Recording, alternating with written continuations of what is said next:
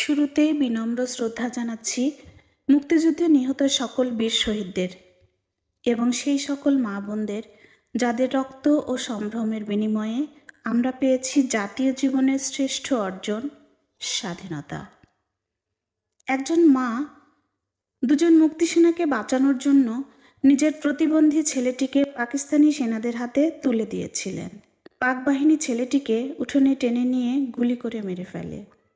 সেই মা মুক্তিসেনাদের ধানের গোলার আড়াল থেকে বের করে বলেছিলেন, যাও, যুদ্ধ করো, স্বাধীনতা চাই। এমন অসংখ্য হৃদয়স্পর্শী ঘটনা রয়েছে আমাদের স্বাধীনতাকে কেন্দ্র করে।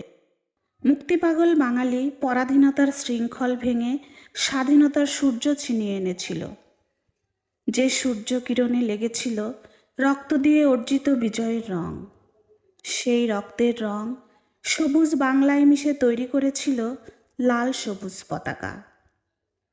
সেদিনের সেই সূর্যের আলোয় ছিল নতুন দিনের স্বপ্ন, যে স্বপ্ন অর্জনে অকাতরে প্রাণ দিয়েছেন এদেশে ৩০ লাখ মানুষ। ৯ মাসের জঠর যন্ত্রণা শেষে এদিন জন্ম নেয় স্বাধীন সার্বভৌম বাংলাদেশ। ১৯৫৭ সালে পলাশীর আম্রকাননে অস্তমিত সূর্যকে ৯ মাস সশস্ত্র সংগ্রাম আর ১ সাগর রক্তের বিনিময়ে ১৯৭১ সালে ১৬ই ডিসেম্বর বীর বাঙালি ছিনিয়ে আনে বিজয়ের লাল সূর্য হিসেবে।